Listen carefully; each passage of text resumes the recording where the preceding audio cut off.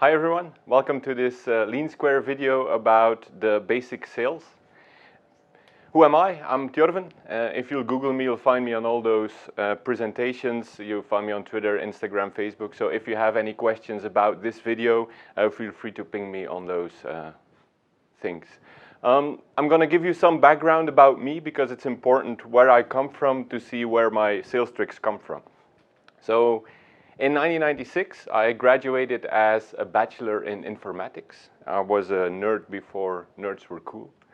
And in 96, I started working as a developer. I started working in the Bank van Roeselare, then Bekaert, then as a consultant for Evosoft at ArcelorMittal. So I was a developer, I made programs, but it was clear after those 3 years that I did it that I wasn't going to be the best developer ever. I was good at it, but I was better at explaining the thing than actually doing the thing. So I got the chance where I worked at Evosoft to be sales. It started with junior account manager, then business unit manager. I got a lot of different titles, a lot of different business cards. And there I started my sales career. It went on from Evosoft to Ordina, which was the company that bought Evosoft. It went from a little company to a big company. It wasn't where I felt at ease. So with 2 other colleagues, I started a company, which is Emenka. It still exists and runs today. It's a consultancy firm, so we copied what we liked from what we knew. So we do .NET development and we do regional work, which is in contrast with most of the consultancy. And we also have a software product, because consultancy, that's for finance, for your cash flow, that's a good thing. But it's a bad thing for scalability. If you want twice the revenue, you need twice the people. And for product development, it's the other way around. It costs you a lot of money, but once you have that product, you can sell it many times. So we have Emenka and Efenka, that's our fleet management solution. And next to that, I'm fairly active in the tech startup world. I was organizer of BizCamp. I'm a sales coach at Microsoft Innovation Center. I was part of the advisory board of Pull Review. And now I'm working on Hack Belgium together with some other guys to do 3 days of innovation using a hackathon to solve the problems of Belgium. I'm sure you'll hear about it in the future. But we're here today for this part, the sales. As you know, I come from the development side. I didn't have any sales training, so for me it was new. Yes, I was good at explaining things, but then going from good at explaining to sales, that's something different. And I do it now for a lot of years, and when I go to startups, I always get the feedback like this. It's, yes, I'm a startup, I'm an entrepreneur, but I can't do sales. I'm not a sales guy, I'm not a saleswoman. They all have an explanation for it, and I think it's bullshit. I think it's bullshit. Why? Because everyone has a basic set of sales skills. We know how to do it because we knew how to do it when we were kids. But I know where it comes from. Sales is hard. It's very big. It's B2C or it's B2B, and people think, okay, that's too big for me, I can't do it. But if you look at it, B2C, that's me selling to a customer, selling a can of Coke, selling pastry. B2B, that's selling to companies, but it's not selling to companies because you always sell to a person in that company, or it's an IT manager, or it's an HR manager. So it's always human to human. So the same sales tricks apply for business to consumer as business to business. And yes, there's a small difference between selling something for €1.35 and selling something for 135,000 euros, but still some basic sales principles apply for that. And this is the problem.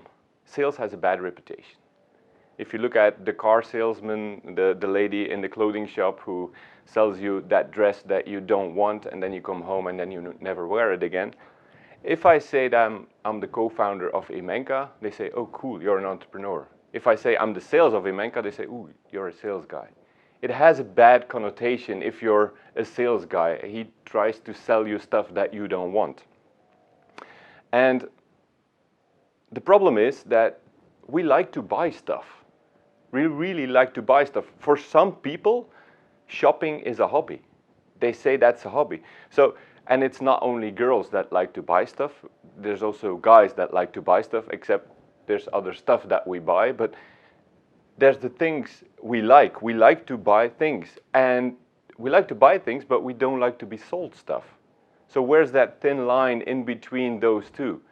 How can I convince the other side of the table that he is buying stuff and doing his hobby, then I'll be selling you stuff?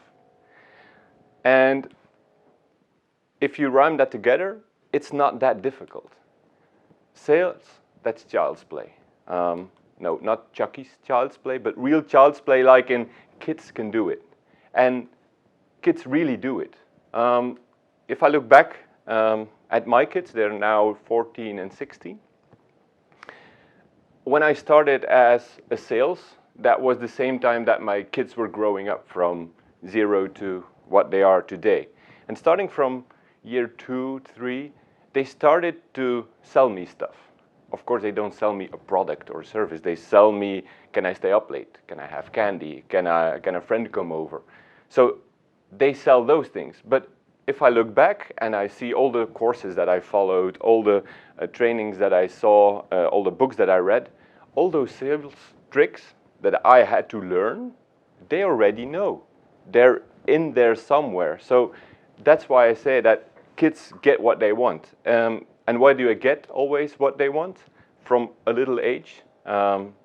It's not because they're crying or yelling and when they're in the supermarket, I want candy. Yes, they do that, but it's not only that.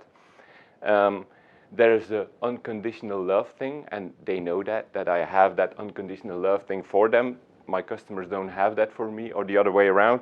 So I know there's a difference, but still, they use very clever sales tricks when convincing me. So let's start with all those sales tricks. Let's start with number one. Number one is recommendations. How does it sound like with my kids? It's like this. Yeah, Dad, but everyone else has it. Everyone else does it. Everyone else goes. Everyone else buys it. And of course I know it's not true. If I ask them who's everyone, on a good day it's 5 people. On an average day it's 3, and on a bad day it's only 1. So everyone is only 1. But still it lingers in my head. If some other dad or mom already gave permission to this, I'm not that bad, I'm not that irresponsible. So even though I only have 1, my kids know that, okay, it keeps on hanging in there, and I don't want my kid to be left out, I don't want it to be picked on, I want it to be the first or the second that has a thing. So the same for business. If you go into business, you don't need 50 recommendations. You don't need 5 logos on your website. Sometimes 1 logo will be enough. For example, if you go to a hospital and you want to sell to a hospital, the first question they'll ask you is, do you already have a reference in a hospital? So you don't need 10, you only need 1. So that everyone is not necessary. Sometimes 1 is just enough. So for the first exercise for you, who can be your first customer? And for this, think beyond money. Maybe it's not selling your product, maybe it's not selling your service, maybe it's you can use my service if I can use you as a recommendation, if I can use you as a testimonial on my website, if I can use you to be the lead to my next customer. So think beyond that. Trick number 2. Take baby steps. This is my old cell phone. It was my first cell phone when I started as an entrepreneur. And as it goes with cell phones, they end up in your drawer, in your desk when you buy a new one. And it repeats regularly. So this was the phone that was laying around, and my daughter came to me and said, can I play with it? I said, of course you can play with it, no problem. So she played games on it, she pretended to text, she pretended to call. And then the next step for her was, yeah, Dad, can I have a real phone?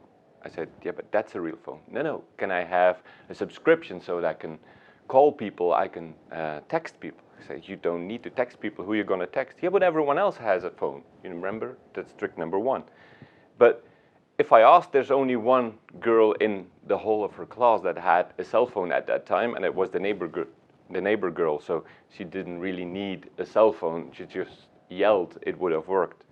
But she wanted that cell phone, so the baby step first was, I need a subscription. The next one was, once she had that subscription, I want a new phone. I said, you don't need a new phone. Yeah, this is a phone without a touchscreen, which it was, and yeah, I need a phone with a touchscreen right now. So we took the next step for her after some nagging or after some questions. This was Santa Claus, the 6th of December, she got her new phone. And she took next baby steps after that. The next was, I don't want a prepaid. Next was, I want internet. That next was a bigger phone, a better phone, an iPhone.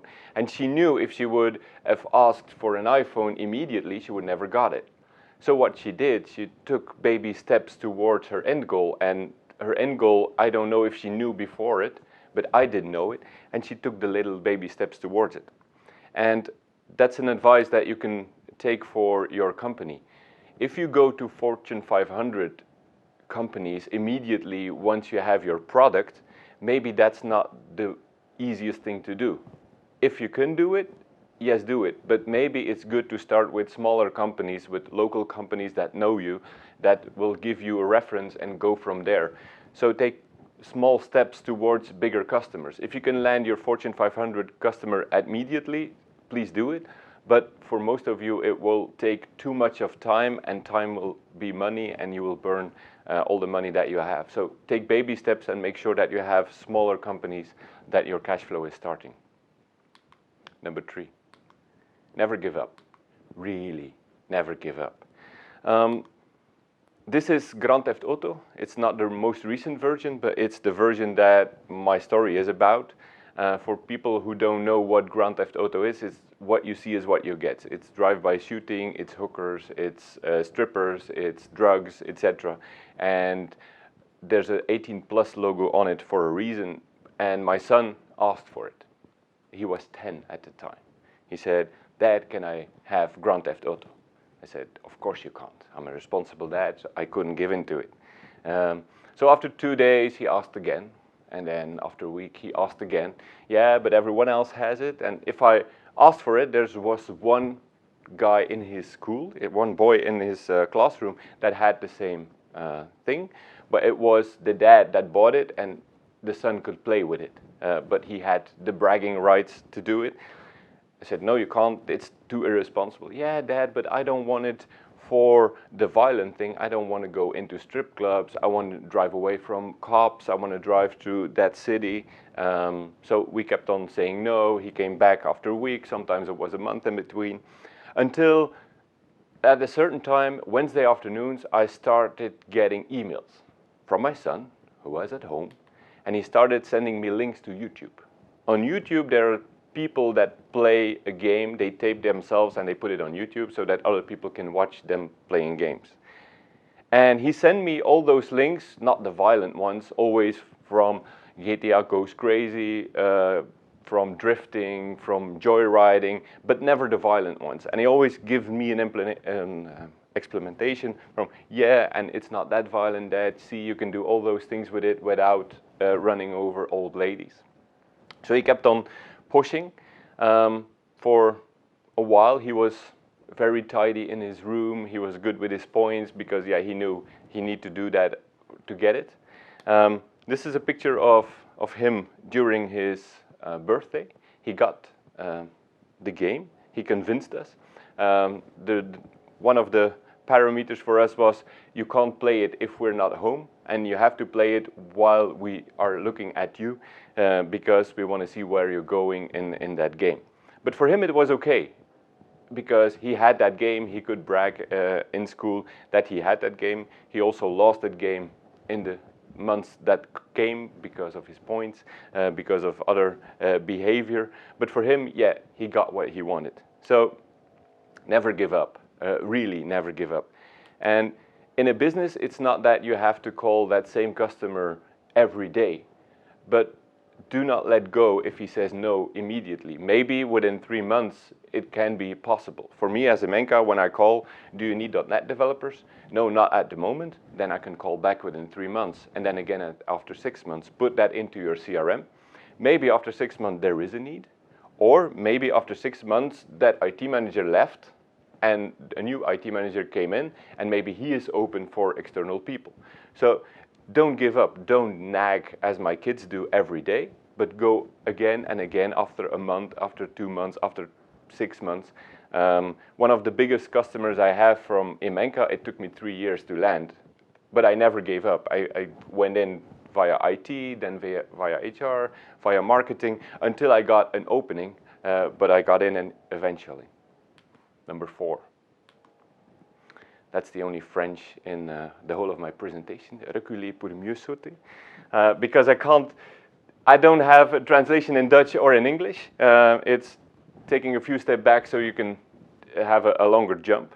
Back to that second cell phone that my daughter got. She got that cell phone, and yeah, it wasn't that hip and trendy at that time, so she wanted a new one. I said, no, you have one, it's okay, you can text, you can call, that's more than enough. And one dinner in the evening, she asked, Dad, please, can I have a new phone? I said, no, you can't have a new phone. Why do you need a new phone? Well, I need music on it. I said, but you have your MP3 player. No, I don't want 2 devices, I only want 1 device. Okay, but there's a possibility to put music on it. Yeah, but not that much. You can not put a lot of songs on it. I say, okay, give me 30 songs now, because you don't even know 30 songs. Give me 30 songs now and you get a new phone. She didn't respond, so I thought, okay, that's settled. Later that evening, it went very quiet around my daughter. And kids are very good at making noise, and they're very dangerous if they don't make any noise. So I went up to her room, and I said, what are you doing? Nothing, nothing. I said, show me what you're doing. What was she doing? I took a photo of it because it was that beautiful. She was taking down all the songs that she knew. She already involved her brother in it. Can you explain to me other songs? And she was putting up a list of all the songs that she knew from school, from friends, from whatever. And that was her reculer pour mieux sauter, because she knew that next day on the dinner table, she would ask the same question. I would ask her the same thing, name me 30 songs. She would give me all those songs, and I would stand there, shit, I have to give her a new phone now. It didn't work at that time, but it's beautiful that she knew she couldn't win at the dinner table. She knew that if I now start nagging, it won't work. So I have to go back and come again. So for here I have the exercise for you. When you present your company, your service, your product, you always get customer feedback. Remember that customer feedback. Maybe now they don't want to buy because that feature is not available, or that connection to SAP or another IT or whatever is not available. Make sure that you have that. Take that down, take that into your CRM, remember that, and see once you have that feature, if 20 of your customers ask that feature, make that feature and then call back to that customer. Remember, I've been to your company, I did a demo, you said you were interested if that feature was available. Ta-da, I have that feature now. So think of what your customer feedback already was. New feature, different approaches, links to other systems, and remember that so that you can go back at that time. Because if you argue, if you don't have that feature, it'll be hard to sell. Better is to go back once you have that feature and then go back in. Number 5. Know the DMU. DMU, Decision Making Unit. My kids don't know what DMU is, but they know what to ask mom and what to ask dad. When they were little, if it's candy, it's mom, that works better. Clothes, mom works better. If it's electronics, that's good. That is a better option. Sometimes they just come down from their room and they come to me. I see they have a question, but the question they have for me is, where's mom? because they know if they ask the real question to me, the chance of a yes is so small that they say, yeah, where's mom? I say, no, you can ask your question to me. No, no, no, just to mom. So that's the decision-making unit. My son takes this a step further.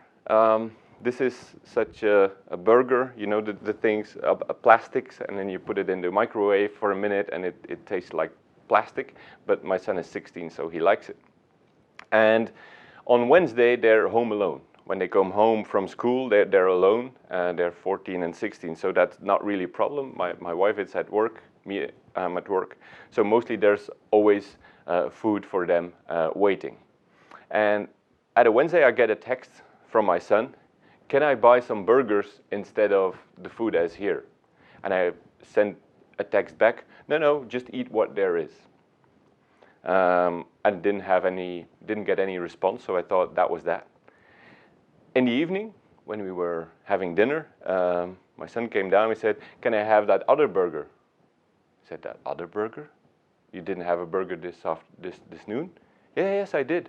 So I said no. Yeah, I know, but I sent a text to you and to mom. You said no, mom said yes, so I took mom's answer.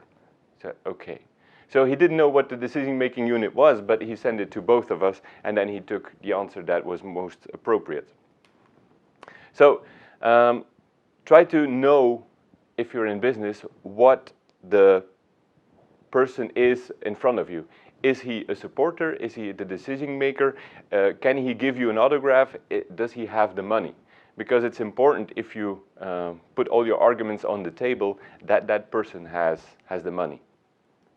Number 6, know your champions, your promoters. Those are the people in the company that can help you without having the authorizations to give you an autograph. Those are the people that are the promoters, the champions of my daughter. It's her, my brother-in-law, her godfather, my mom and dad, which is grandpa and grandma, her brother, and she uses all those people to get to me. Because if she can't sell directly to me, those people can help. For example, her first cell phone, when she asked for it, I said no. And the same week I called my mom, and my mom said, cool, your daughter is going to have a cell phone. She can call me then and text me. I said no. I said no to that. She won't get it. But my daughter already said that she was going to get it. So my mom was already involved, and my mom liked the idea of being able to text directly to her granddaughter. So that involved me. The same for her brother. She always involves her brother if she wants something, and he always helps because the next time it will be the other way around. So they always come together. Yeah, but she can have a new phone. Of course she can have a new phone, and next time he wants a new phone, he helps her. So they don't have the money, but they can help us. Another story, my son is a skateboarder, or he was a skateboarder. And there's a theme park not so far from us, but he can't walk, so he needs me to drive him to that. It's an indoor skate park, and he knew he could go that weekend, but he's kind of untidy about certain things, so he lost his sweater on Wednesday. So I said, yeah, if you don't have your sweater by the weekend, you can't go to Zoomies, which is that indoor skate park. Yeah, but I have to go, and my friends will be there. So I don't care, if you don't have your sweater, you can't go. So on Thursday he comes home, no sweater. Still have one day, Friday.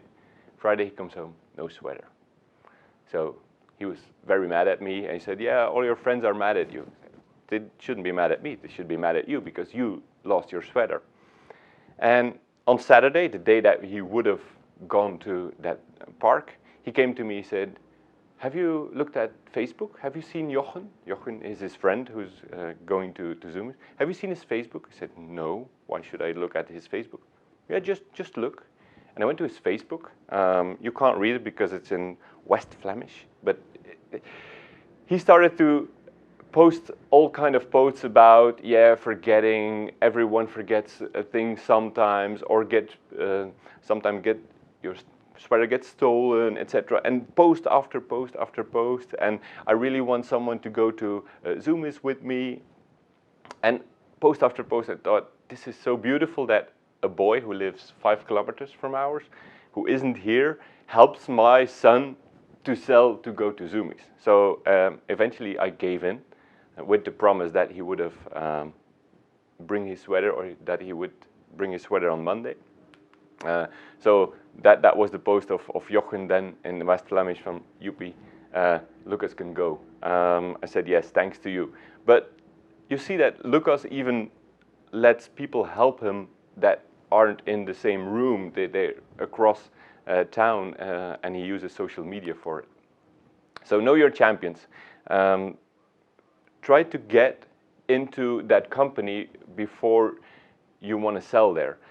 If you look at your LinkedIn, there used to be a thing called LinkedIn mobs, where they're plotted you in the middle and then all your network around you. But there's always somebody you know at a certain company. And maybe it's an ex-colleague, it's a neighbor, whatever. And if you see that they work at the same company, try to get their attention and ask, who can I call? Is this the decision-making unit? Is this an approachable guy? Does he have a personal secretary? Make sure that you have a lot of info before you go in to the decision-making unit. There's always people in LinkedIn that you can see that work at that certain company. So use that. So I have an exercise here. Search in your network and try not to abuse your network. In your network, if you always ask, it won't work. So try to look at your network and try to give them something so that in the time that you need them, you can ask something back. There's a good book from Gary Vaynerchuk, Jab, Jab, Jab, Right Hook. It's like you give 3 times and then you can ask. So give more than you take from your network. Try to look into your network to help you, but also help your network, because eventually you run out of friends if you only take. Number 7, body language. Saying things without actually saying things. This is my daughter on a boat way back, I think, year 7 ago. And that's the same daughter on that same boat. I didn't know what the argument was about. I know that she was very mad, and she was looking mad at me, and I said, I'm going to take a picture of you right now, and I'm going to use it. I don't care. So I took this picture. So my daughter is very good at showing that she doesn't like it, or she likes it, or whatever. Body language is important if you interact with people, if you sell to people. Even business to business, there's always, like I said, human to human interaction. Try to learn what body language is, how they approach you, how they sit. But don't let it take you over. I once took a course about body language, and I knew how it worked then. I thought I knew how it worked. So the next sales pitch, I thought this is going to be easy, because now I know what people think, how they react. And it was the worst sales pitch ever for me, because I was so busy with the body language that I forgot to ask questions, that I forgot to pitch my idea, my product. So it's an and story. It's more than just body language, but it can't be ignored, nor your own body language, nor the body language of the other people. Trick number 8. Time is on your side. This is a scorecard of my son when he was, I think, 11. How the scorecard worked where I lived is we get a scorecard at the end of a semester, but we already knew the points, because at the end of the day, they come back with a test. We can look at the test, we give an autograph, and then it goes back to the school. So we already knew all the points that were there. This is about when he comes to us with that to sign. For this, he has 18 on 20, which was good. When does he show that test to us? Immediately when he comes home, he shows it to mom and says, look, good grades, can you give me an autograph? Same thing when I come home, Dad, this needs 2 autographs, this is so good. And then he asked immediately something back. Can I play Grand Theft Auto? Can I have this? Can I go out? Whatever. Because he knew, yeah, he has some leverage. Instead this, 6.5 on 10, and there's some untidiness, that's why he lost some points. He doesn't show that at 4. He doesn't show that at 6:30. He doesn't show that at night. No, he shows that in the morning, just before he left for school. He said, oh yeah, I need an autograph. Can you sign it, please? And then if we say, yeah, but that's not good. Okay, I have to go to school. Because he know, okay, they don't have a lot of time. And they know that very well. If there's a difficult question they have to ask, they don't come to us on Saturday morning because we have time then.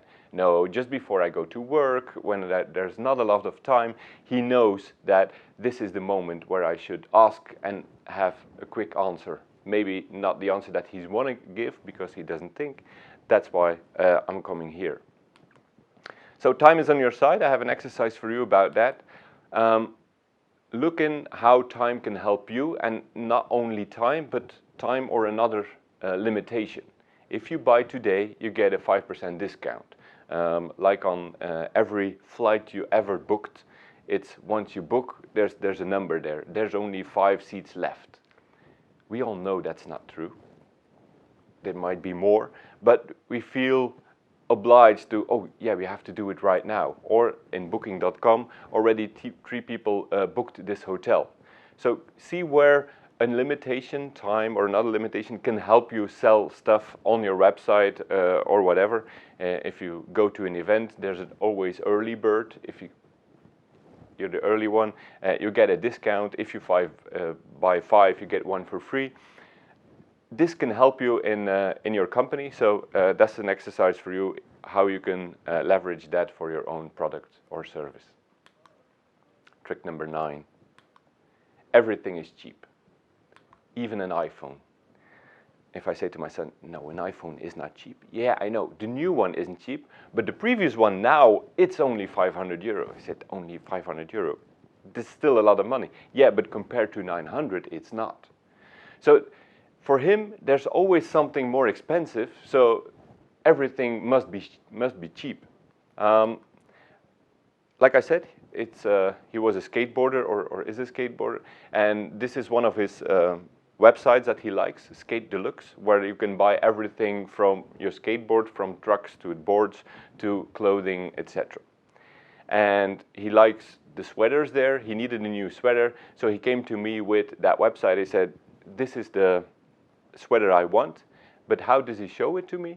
He goes to the website, he does a filter on it from highest price first, and then you get a list of all those sweaters, and then you go back and you say, no, not the first one, that's too expensive, go down. And then you go down, and then you come up to a sweater that costs 60 euro and say, yeah, this one. And then you have the intention of, oh, it's not 120 euro, it's only 60. But still, 60 is a lot for a guy that after 3 weeks thinks it's not cool anymore, I won't wear it. Or after 2 months said, it's too small for me. So it's still a lot of money. But compared to the 120 euros, yeah, it's cheap.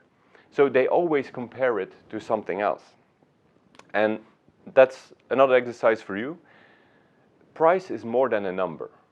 If you have a negotiation about your price, it's not always about the price. The price, it's about the value that it's next to it. If I said to you, it's 1,000 euros, you say, yeah, but for what?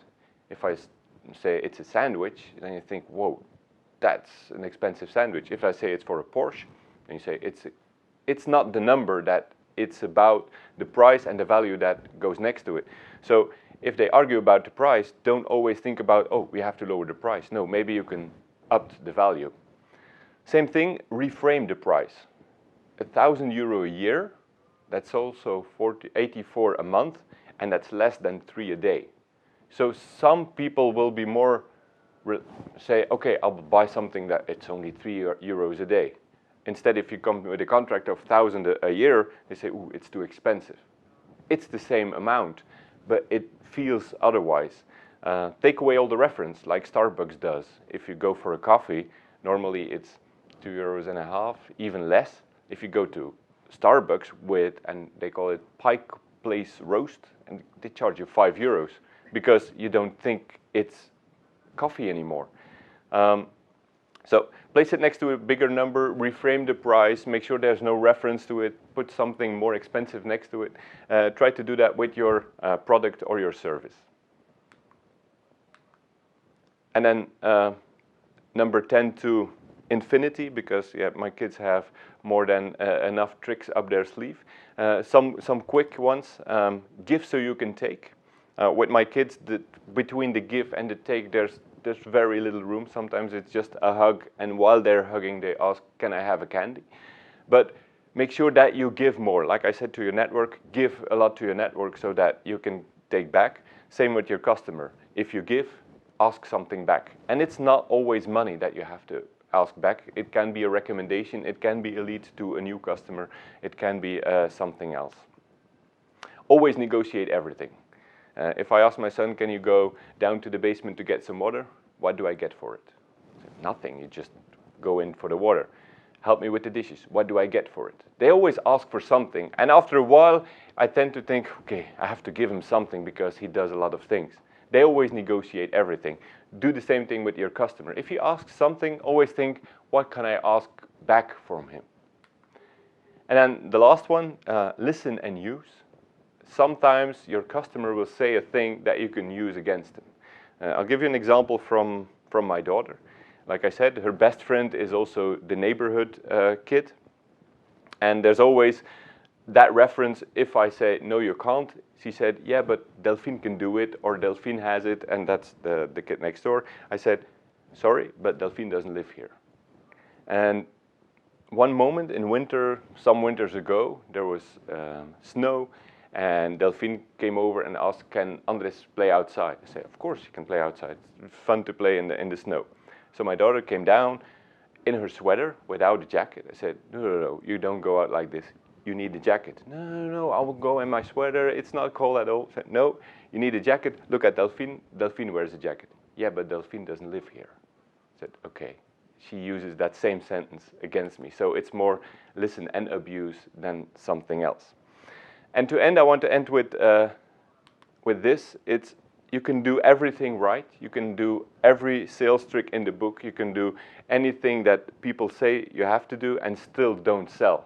Because, yeah, selling, sometimes if they're not thirsty, they won't buy your water. If you can't make them thirsty, they won't buy it. So if you do everything correct, maybe it won't help. So if there are any questions about this presentation, feel free to ping me on Twitter or on Facebook or whatever. This presentation is also on SlideShare, where you can have the slides. So this was it for me. Thank you.